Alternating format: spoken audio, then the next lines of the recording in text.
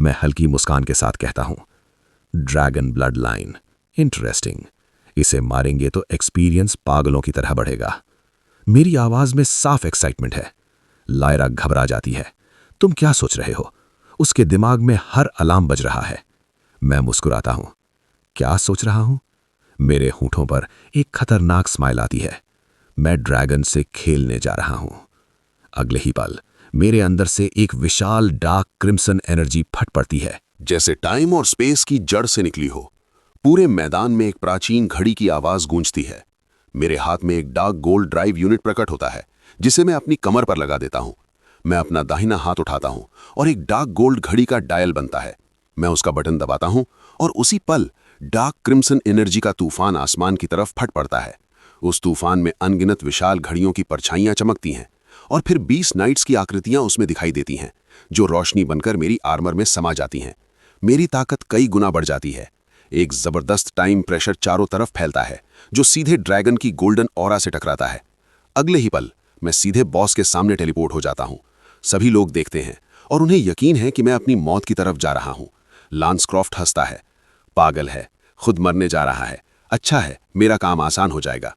लेकिन उसी समय लायरा अपने सोल पैक्ट के जरिए कुछ महसूस करती है। एक अडिग इरादा, जिसे कोई हिला नहीं सकता। लायरा की मुट्ठियां कस जाती हैं। अगर ये रास्ता तुमने चुना है तो मैं भी तुम्हारे साथ चलूंगी। और वो बिजली की तरह आगे बढ़ती है, सीधा मेरी तरफ। चारों तरफ खड़े लोग हैरान रह जाते हैं। ये सच में आगे बढ़ गए? जैसे ही बोन सॉवरेन का विशाल क्लॉ नीचे गिरता है, मैं न तो हिलता हूं न बचने की कोशिश करता हूं। बस एक हाथ उठाता हूं।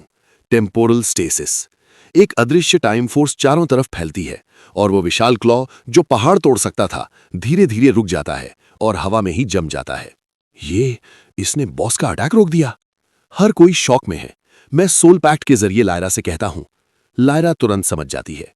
वो दोनों हाथ उठाकर अपनी सारी स्पिरिट पावर लगा देती है।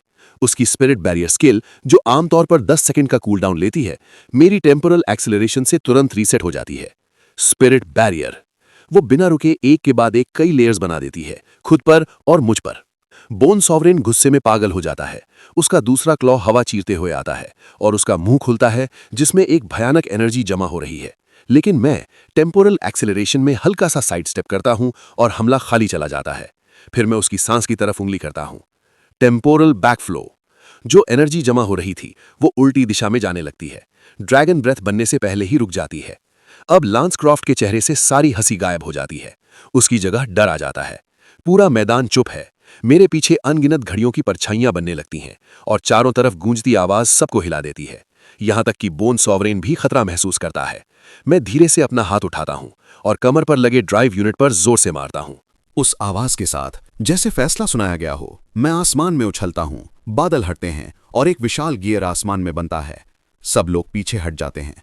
लायरा ऊपर देखती है। उसकी आंखों में सिर्फ हैरानी है। वो मेरा स्टेटस देखती है। हर स्टैट 10 गुना बढ़ चुका है। उधर बोन सॉवरेन समझ जाता है कि ये अंत है। वो पूरी ताकत से दहाड़ता है। उसके शरीर की हर स्केल चमक उठती है और एक भयानक डेथ ब्रीथ मेरी तरफ छोड़ता है।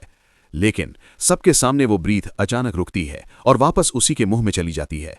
सब लोग डर से जम जाते हैं। मैं धीरे से अपना पैर उठाता हूं।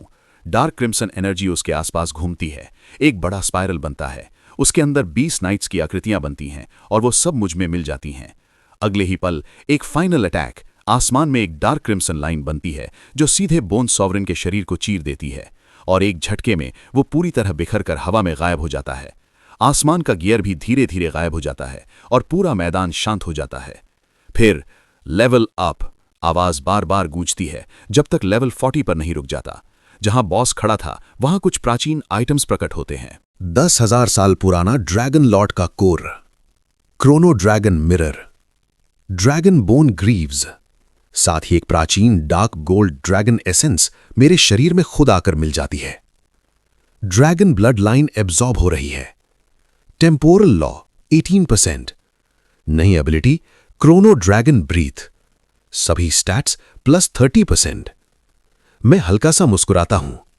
बुरा नहीं, 5 स्टार बॉस के लायक था। इतने में आसपास खड़े सभी लोगों की नजरें उन खजानों पर टिक जाती हैं। हर किसी की आंखों में लालच दिखता है, लेकिन जैसे ही वो मेरी तरफ देखते हैं वो लालच गायब हो जाता है। तभी लांसक्रॉफ्ट आगे आता है। जैसे कुछ हुआ ही नहीं। रुको, लायरा इसे सोलो किल नहीं कह सकते। हमारी टीम ने भी इस बॉस को काफी डैमेज दिया है और हमने कीमत चुकाई है। तो ये लूट दोनों में बंटनी चाहिए। हम सिर्फ अपना हिस्सा लेंगे, ये फेयर है ना? वो लायरा की सीधी सादी नेचर का फायदा उठाने की कोशिश कर रहा है, लेकिन लायरा कुछ बोले उससे पहले मेरी ठंडी आवाज गूंजती है। मैंने तुम्हें कुछ छूने की इजाजत दी? उस एक लाइन में इतनी किलिंग इंटेंट होती है कि लैंस की टीम के हर इंसान की रीढ़ कांप जाती है। लेकिन खजाना सामने देखकर लालच डर पर भारी पड़ जाता है। डराने की कोशिश मत करो, हमने भी खून बहाया है, अपना हिस्सा लेना गलत नहीं है। लैंस अपने आदमी से कहता है, सेवो जाओ वो क्रिस्टल उठा लो। सेवो थोड़ा हिचकिचाता है, लेकिन लालच जीत जाता है। वो तेजी से आगे बढ़ता है, सीधा क्रोनो ड्रैगन मिरर की तरफ। मैं धीरे से बोलता हूं, बेकार। और जैसे ही वो आगे बढ़ता है, मैं अपना हाथ उठाता हूं और मुट्ठी बंद कर लेता हूं, सीधे उसकी तरफ। एक भारी सी आवाज हवा में गूंजती है। लेवल 35 का असैसिन जो बीच में हमला कर रहा था, अचानक वहीं रुक जाता है, जैसे किसी ने उसे अदृश्य जंजीरों से जकड़ लिया हो। अगले ही पल उसका पूरा शरीर टूट कर बिखर जाता है और हवा में गायब हो जाता है। फिर से 1 शॉट किल। चारों तरफ खड़े लोग कांप जाते हैं। ये आखिर है क्या? लेकिन लैंस क्रॉफ्ट वो डरता नहीं, बल्कि उसके चेहरे पर पागलपन भरी मुस्कान आ जाती है। वो उंगली उठाकर मेरी और लायरा की तरफ इशारा करता है। सबने देखा, इसने अभी डंजन के अंदर एक स्टूडेंट को मार दिया, अपने ही एकेडमी के स्टूडेंट को। सबूत सामने है। लायरा, अब तुम दोनों खत्म हो। वो बाकी स्टूडेंट्स की तरफ मुड़कर सपोर्ट लेने की कोशिश करता है। तभी मेरी ठंडी आवाज गूंजती है, बहुत बोल लिया। सिर्फ 2 शब्द और पूरा माहौल जम जाता है। मैं बिना किसी एक्सप्रेशन के लैंस की टीम की तरफ देखता हूं। Temporal decay. जैसे ही ये शब्द निकलते हैं, लैंस की टीम के सभी लोगों के चेहरे वहीं जम जाते हैं। और फिर उनकी त्वचा सूखने लगती है, सिकुड़ती है, टूटती है। कुछ ही सेकंड में वो सब बूढ़े सूखे खोल बन जाते हैं। और फिर एक हल्की हवा चलती है और वो सब राख बनकर उड़ जाते हैं। अब पूरा मैदान चुप हो जाता है। फिर धीरे धीरे लोगों को होश आता है। अब तो उसका कॉन्ट्रैक्टर मुसीबत में फंस गया। चारों तरफ फुसफुसाहट शुरू हो जाती है। लायरा ये सब महसूस करती है और उसका चेहरा थोड़ा फीका पड़ जाता है। मैं उसकी हालत देखकर आगे बढ़ता हूं। घबराओ मत और इसकी जिम्मेदारी मत लो। आज जो हमने दिखाया है, उसकी वजह से अथॉरिटीज हम में इंटरेस्ट लेंगी। याद रखो, जब तुम काफी स्ट्रांग हो जाते हो तो तुम नियम नहीं मानते, तुम खुद नियम बन जाते हो। ये सुनते ही लायरा के अंदर का डर पूरी तरह खत्म हो जाता है। वो अपना स्टेटस पैनल खोलती है और अपना लेवल और नई स्किल्स देखकर उसका कॉन्फिडेंस वापस आ जाता है। तुम सही कह रहे हो। उसी समय आसमान में तेज आवाज गूंजती है और अचानक एक भारी खतरनाक ऑरा पूरे मैदान को घेर लेती है। 4 लोगों की एक एनफोर्समेंट स्क्वाड सामने प्रकट होती है, सभी का लेवल 45 से ऊपर। उनका लीडर आगे बढ़ता है, उसकी नजर सीधा हम पर टिकती है। वो जोर से बोलता है, जिसने अभी किल्स किए हैं तुरंत आगे आए। उसकी टीम का एक सदस्य जल्दी से पास आकर धीमे में रिपोर्ट देता है, कैप्टन, रेक्स वेलर का लाइफ सिग्नल पूरी तरह बंद हो गया है। ये सुनते ही एनफोर्समेंट कैप्टन गैरेट हेल की आंखों में एक पल के लिए सच्चा दुख छलकता है। रेक्स वेलर रेडिएंट एकेडमी का सबसे खास टैलेंट था। उसकी मौत का जवाब किसी को देना ही होगा। कैप्टन गैरेट हेल अपनी ठंडी नजरें सीधे मेरी और लायरा पर टिकाता है। और जहां तक लैंस क्रॉफ्ट की टीम का सवाल है, चाहे वो गलत थे, लेकिन उन्हें मारने का हक तुम्हें नहीं था। अभी तुरंत बॉस से जो भी सामान मिला है वो हमें सौंप दो और हमारे साथ ट्रिब्यूनल हॉल चलो, वरना मैंने चेतावनी दी थी ये मत कहना। उसकी आवाज में लालच साफ दिख रहा था। तभी भीड़ में से एक स्टूडेंट खुद को रोक नहीं पाता। कैप्टन हेल, मैं गवाही दे सकता हूं, रेक्स वेलर को म्यूटेटेड बोन सॉवरन ने मारा था। इन दोनों का उससे कोई लेना देना नहीं। लेकिन गैरेट हेल उसकी बात सुनता तक नहीं। वो उसे बीच में ही काट देता है और फिर से हमें आदेश देता है, सामान सौंपो और शांति से साथ चलो। जैसे ही ये शब्द निकलते हैं, उसके शरीर से एक जबरदस्त ऑरा फूटती है। लेवल 58। उसकी पूरी टीम भी अपनी ताकत छोड़ती है और मिलकर एक भारी प्रेशर बनाते हैं जो हम दोनों पर गिरता है। लेकिन मैं जरा भी नहीं हिलता। ये देखकर गैरेट हेल की आंखों में ठंडी नफरत चमकती है। आखिर तक जिद्दी इसे खत्म करो। और अगले ही पल वो खुद हमला करता है। उसका शरीर रोशनी की तरह आगे बढ़ता है। हाथ में क्रिम्सन फ्लेम स्पीयर बनती है जो सीधा मेरी छाती की तरफ आती है। सावधान, लायरा चिल्लाती है। वो तुरंत शील्ड लगाने की कोशिश करती है, लेकिन मैं बिल्कुल शांत होकर अपनी उंगलियां कमर के ड्राइव यूनिट पर स्नैप करता हूं। Temporal shatter. उसकी गूंज पूरे मैदान में फैल जाती है। अगले ही सेकंड पूरे इलाके में समय का प्रवाह बदल जाता है। गैरेट हेल, जो अभी बिजली की तरह आ रहा था, अब ऐसा लग रहा है जैसे गाढ़े पानी में चल रहा हो। उसकी टीम उससे भी धीमी हो जाती है। ये क्या हो रहा है? गैरेट समझ जाता है। उसका दिमाग तो तेज है, लेकिन शरीर साथ नहीं दे पा रहा। मैं आराम से उसके पास चलता हूं। मेरी डार्क क्रिम्सन आंखें उसकी डर से भरी नजरों को देखती हैं। Sovereign domain. मेरे पीछे 20 नाइट्स की आत्माएं प्रकट होती हैं, जो दम घोट देने वाला प्रेशर छोड़ती हैं। मैं हल्के से हाथ हिलाता हूं। पहला नाइट आगे बढ़ता है और सीधा गैरेट की छाती पर मुक्का मारता है। धड़ाम। गैरेट खून उगलता है, लेकिन वो पीछे गिर भी नहीं पाता ठीक से, क्योंकि सब कुछ स्लो मोशन में चल रहा है। फिर एक एक करके सभी 20 नाइट्स उस पर हमला करते हैं। गैरेट कुछ नहीं कर पाता, ना बचाव ना जवाब। वो दांत भींचकर चीखता है। उसकी आंखों में अब भी जिद है, लेकिन मैं बिल्कुल शांत खड़ा रहता हूं। आखिरी नाइट अपना फाइनल अटैक करता है। एक बड़ा धमाका होता है। जैसे ही सॉवरेन डोमेन खत्म होता है, गैरेट हेल का शरीर सारी जमा ताकत के साथ फट जाता है और लाल धुंध बनकर हवा में गायब हो जाता है। पूरा मैदान एकदम शांत। कोई सांस तक नहीं ले रहा। तभी अचानक कई शक्तिशाली ऑरा उतरते हैं। सबसे आगे एज्योर हेवन का लॉर्ड ज़ेफिरिन। वो अपने गार्ड्स के साथ पहुंचता है। वो एक पल के लिए मेरी तरफ देखता है, जैसे कुछ समझने की कोशिश कर रहा हो, लेकिन कुछ नहीं कहता। फिर वो पूरे मैदान को देखता है और डरे हुए एनफोर्समेंट स्क्वाड को। वो हल्का सा सिर हिलाता है। लगता है यहां काफी कुछ हो चुका है। उसकी ये शांत लाइन ही बता देती है वो सब समझ चुका है। फिर उसकी नजर ठंडी हो जाती है, सीधे एनफोर्समेंट टीम पर। रेक्स वेलर का मामला मैं खुद जांच करूंगा। अगर वो सच में डंगन क्रीचर से मरा है, तो रेडिएंट एकेडमी को पूरी रिपोर्ट मिलेगी।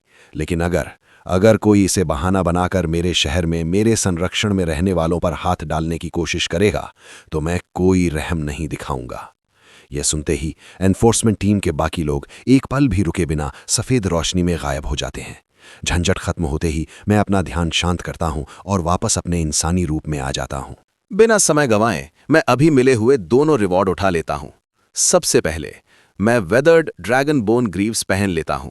फिर उस पारदर्शी क्रोनो ड्रैगन क्रिस्टल को निकालकर सीधे अपनी शक्ति से एब्जॉर्ब कर लेता हूं।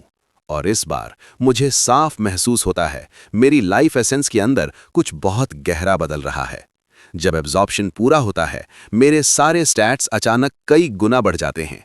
तभी ज़ेफिरिन आगे बढ़ता है सम्मान के साथ और हमें सिटी लॉर्ड मैंशन में एल्डर वॉस से मिलने का निमंत्रण देता है। हम दोनों बिना हिचकिचाए मान जाते हैं। कुछ ही देर में हम एक पुराने शांत कमरे में पहुंचते हैं। वहां एक बूढ़ा आदमी खिड़की की तरफ पीठ किए खड़ा है। वो धीरे से मुड़ता है। ये है केन वॉस, जिसे गॉड ऑफ वॉर कहा जाता है। करीब 2.5 घंटे तक बातचीत चलती है और अंत में हमें पता चलता है वो हमें 6 महीने बाद होने वाले फेट वॉर में शामिल होने का मौका देना चाहता है। लेकिन उसमें एंट्री सीधे नहीं मिलती, उसके लिए क्वालिफाई करना पड़ता है। वो हमें रिसोर्सेज और प्लेटफॉर्म देने को तैयार है ताकि हम उस लेवल तक पहुंच सकें। मैं सब सुनकर हल्का सा सिर हिलाता हूं और फिर ऐसा जवाब देता हूं जिसकी किसी को उम्मीद नहीं थी। हमें सोचने का समय चाहिए। ज़ेफिरिन तुरंत बोल पड़ता है, सोचना ये देश के लिए सबसे बड़ा सम्मान है और एल्डर वॉस खुद मदद कर रहे हैं। लेकिन केन वॉस हाथ उठाकर उसे रोक देता है। उसकी नजर मुझ पर टिकती है, शांत, बिना दबाव के। ठीक है, ऐसे फैसले सोच समझ कर ही लेने चाहिए। मैं तुम्हें समय देता हूं। उसकी पर्सनैलिटी अलग ही लेवल की है। फिर वो एक और बात जोड़ता है, अवेकनिंग ट्रायल के बाद अबिसल कॉरिडोर नाम का एक बड़ा डंजन खुलेगा, लेवल 100 से नीचे के टॉप टैलेंट्स के लिए। हमारे पास सिर्फ 2 डायरेक्ट एंट्री स्लॉट है और उनमें से एक मैं तुम्हें दे रहा हूं। चाहे तुम देश के लिए लड़ो या नहीं, ये मौका तुम्हारा है। लायरा की आंखें चमक उठती हैं। मैं बस एक पल रुकता हूं, फिर कहता हूं थैंक यू, और बिना पीछे देखे वहां से निकल जाता हूं। बाहर आते ही लायरा पूछती है, हमने हां क्यों नहीं कहा? फेट वॉर देश के लिए है। मैं चलते हुए जवाब देता हूं, वो हम पर पूरे देश का बोझ डाल रहा है, लेकिन बदले में हमें कोई पक्का स्टेटस नहीं दे रहा। ये बराबरी का सौदा नहीं है, ये हाई रिस्क इन्वेस्टमेंट है जिसमें सारा रिस्क हमारा है। जब तक हमारे पास पूरी ताकत नहीं है, हर वादा सिर्फ खाली शब्द होता है। दोनों चुपचाप चलते रहते हैं और जैसे ही डंजन प्लाजा के बाहर पहुंचते हैं, एक आदमी रास्ता रोक लेता है। डोरियन क्रॉस, वही जो पहले लायरा को रिक्रूट करना चाहता था। वो जबरदस्ती मुस्कुराकर कहता है, डस्क सॉवरेन, बस 1 मिनट। लेकिन मैं रुकता भी नहीं, बस एक शब्द कहता हूं, दूर हटो। उस एक शब्द में इतना ठंडापन है कि डोरियन बोल ही नहीं पाता। वो वहीं खड़ा रह जाता है और हम दोनों उसके पास से निकल जाते हैं। हमारे जाते ही उसका डर टूटता है और वो घुटनों के बल गिर जाता है। उसके अंदर गुस्सा उबल रहा है, एक दिन इसका बदला लूंगा। कुछ देर बाद हम एक शांत सड़क पर चल रहे होते हैं। लायरा अभी तक दिन भर की घटनाओं को समझने की कोशिश कर रही है। तभी अचानक हवा में एक डार्क वॉयलेट दरार खुलती है और उससे एक अजीब, इस दुनिया से अलग ऑरा बाहर आता है। उसमें से एक ह्यूमनॉइड छिपकली जैसा प्राणी निकलता है। वो हमें देखते ही लॉक कर लेता है। Void creature. लायरा का चेहरा तुरंत पीला पड़ जाता है। ये वही मॉन्स्टर है जो दूसरी डायमेंशन से आते हैं और इसका लेवल है 30। आम इंसान के लिए ये बहुत खतरनाक है, लेकिन मैं बस खड़ा रहता हूं, जैसे इंतजार कर रहा हूं। जैसे ही वो हमला करता है, मैं उंगली चटकाता हूं और वो बीच हवा में ही रुक जाता है। उसका शरीर सूखने लगता है, घिसने लगता है और धूल बनकर खत्म हो जाता है। Temporal rewrite 10,000 years. अगले ही पल भारी मात्रा में एक्सपीरियंस मिलता है, लेवल 40 से सीधा 47। मैं भी थोड़ा हैरान हो जाता हूं, इतना ज्यादा एक्सपीरियंस। लायरा समझाती है, वॉइड क्रिएचर्स अलग होते हैं, इनमें शुद्ध केओस एनर्जी होती है। इन्हें मारने पर बहुत ज्यादा एक्सपीरियंस मिलता है और ये दूसरी दुनिया के रेयर मटेरियल भी देते हैं। मैं मुस्कुराता हूं, तो ये तो चलते फिरते एक्सपीरियंस पैक है। और मिलेंगे कहां? लायरा कहती है, ये हर जगह नहीं मिलते, सिर्फ खास रिफ्ट एरिया में या जहां डायमेंशनल एनर्जी ज्यादा हो। सिटी में तो आ ही नहीं सकते, यहां प्रोटेक्शन होता है। वो अचानक रुक जाती है, उसका चेहरा बदल जाता है। मैं तुरंत समझ जाता हूं, तो फिर ये यहां कैसे आया? सवाल का जवाब साफ है, ये वॉइड क्रिएचर खुद नहीं आया। इसे किसी ने शहर के अंदर रखा हुआ था और ये अभी अभी छूट गया है।